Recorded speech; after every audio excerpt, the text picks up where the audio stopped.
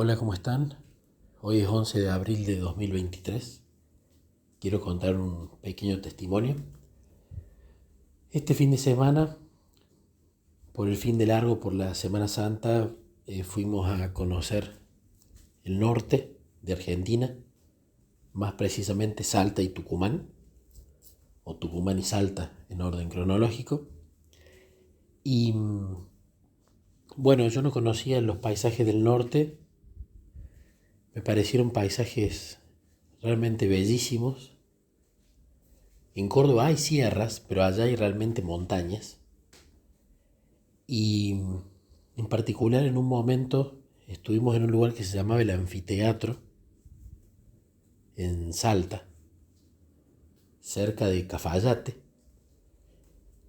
Y allí ese lugar del anfiteatro era realmente sublime, eran montañas muy altas, una especie de anfiteatro justamente, hecho de forma natural. Y cuando estaba ahí caminando y charlando con Jesús mientras veía el paisaje,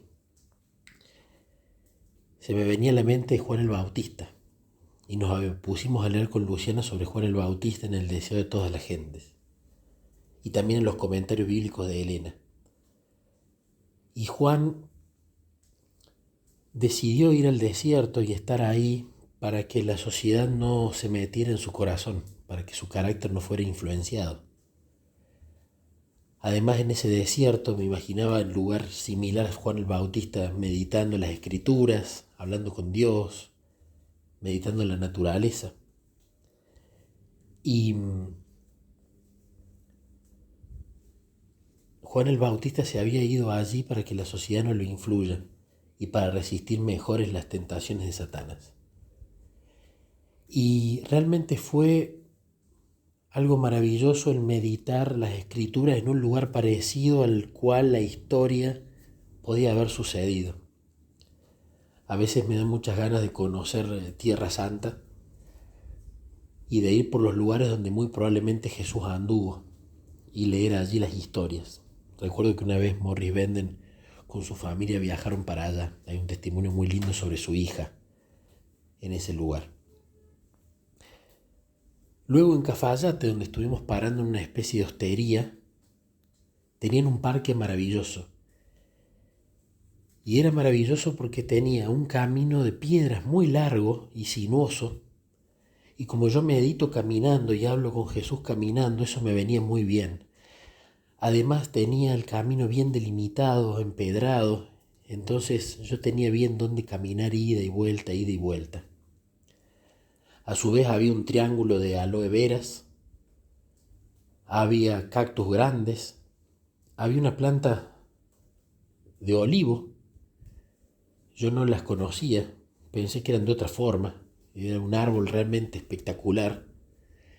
Me imaginaba en una higuera similar Natanael meditando debajo de las ramas. Y también había vides, ¿no? Y era un lugar maravilloso para hablar con Jesús, meditar en sus parábolas y ver en primera persona cómo el pámpano está conectado con la vid, el árbol del olivo, los cactus. Allí me iba de noche y me ponía a leer las escrituras y el espíritu de profecía con Jesús, leyéndoselo en voz alta a él, reflexionándolo con él, charlando con él sobre cada cosa que leía. Realmente hizo una diferencia abismal el meditar de esa forma en la naturaleza con respecto a hacerlo en casa.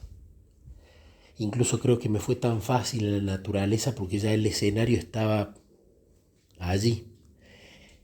En la casa, entre cuatro paredes, es más complicado porque el escenario no es sublime, no llama la atención, el esfuerzo es mayor.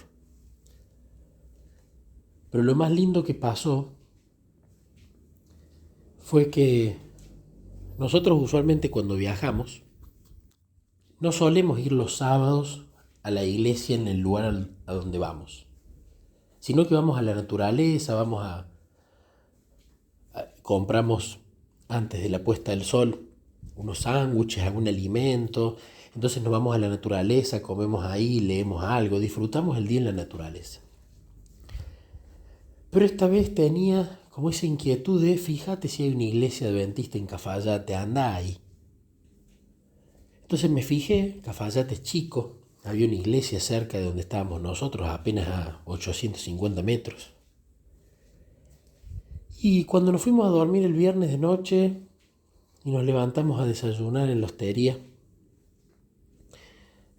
empezaron a flaquear mis ganas de ir a la iglesia por ir a la naturaleza. Pero tenía la convicción dentro mío que tenía que ir a la iglesia.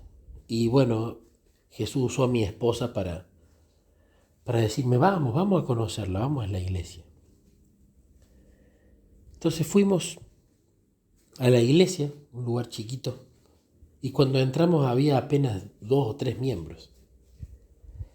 Era una iglesia chiquita, estaban repasando la escuela sabática cuando nosotros llegamos, cerca de las 10 de la mañana, 10 menos cuarto. Y nos saludaron, después llegaron 1 o 2 personas más y empezaron a contar cómo no tenían pastor, que los pastores no lo visitaban, que se sentían muy solos, que fueron cambiando de pastor y los pastores nunca iban. Desconozco por qué no iban. Y a su vez, hacía 2 años les habían incendiado intencionalmente la iglesia. No saben quiénes, pero el incendio se peritó y aparentemente fue intencional. Y Dios en muy poco tiempo proveyó ofrendas voluntarias de hermanos y pudieron construir una iglesia 1000 veces más linda y con mejores materiales de la que tenían. Así que era un testimonio hermoso de cómo Dios les había regalado tras ese incendio una iglesia muy linda.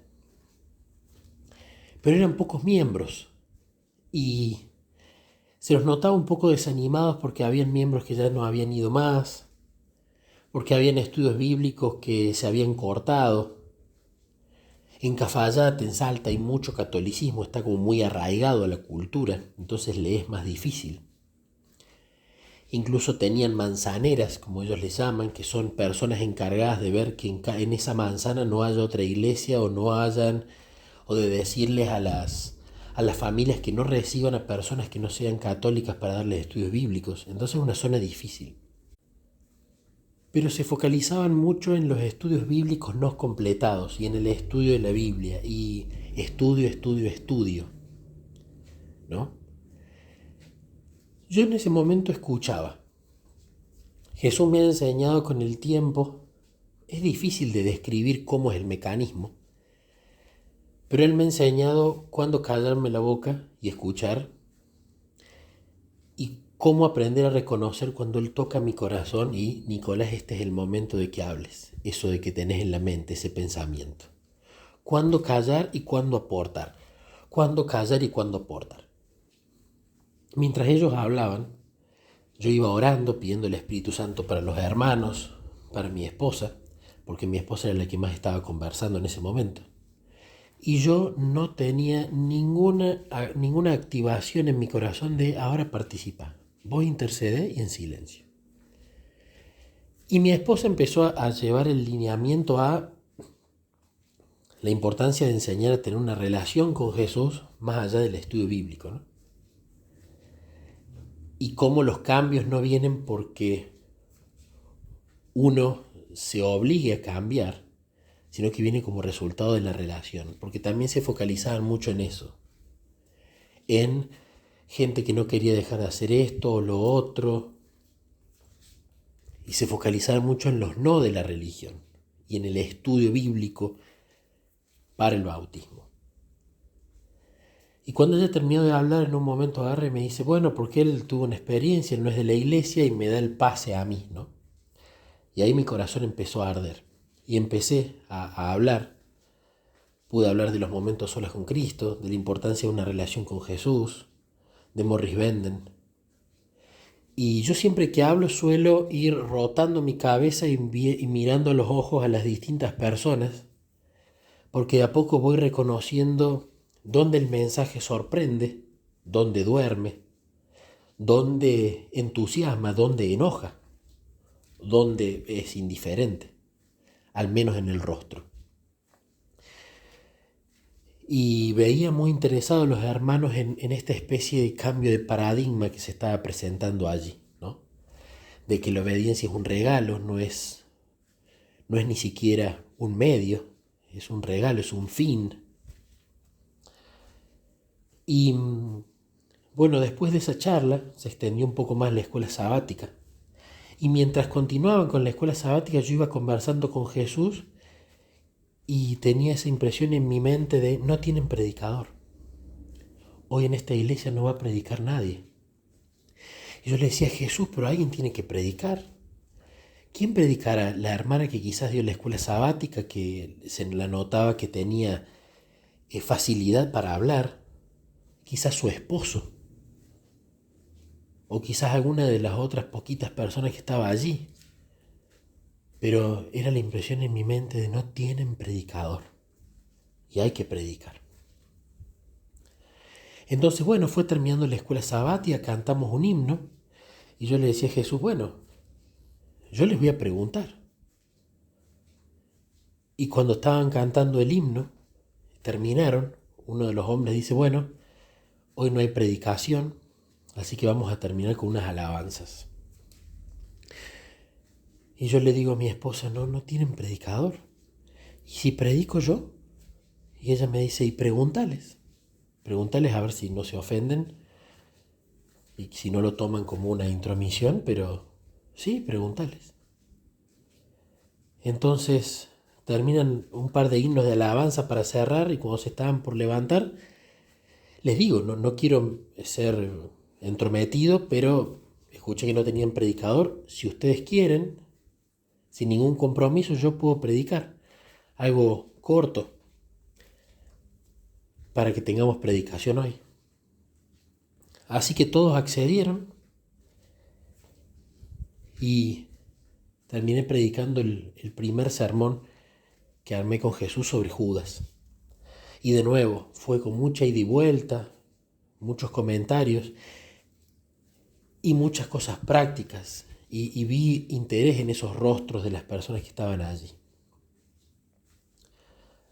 Y entendí por qué Jesús impresionaba tanto la mente de andar a esa iglesia. No vayas a la naturaleza este sábado al principio del día, anda a esta iglesia.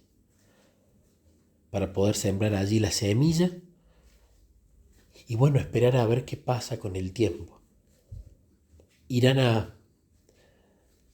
a contactarse para hacer momentos a solas, empezarán a leer libros de Morris Benden, empezarán a poner en práctica algunos rudimentos y cosas sobre la oración de la que hablamos y sobre la relación con Jesús, solo Dios lo sabe. Pero tengo confianza en que una semilla con mi esposa sembramos allí y que el resultado quizás no lo veamos nosotros, porque el que siembra no es necesariamente el que ciega, pero Dios quiera que esa cosecha a su tiempo aparezca.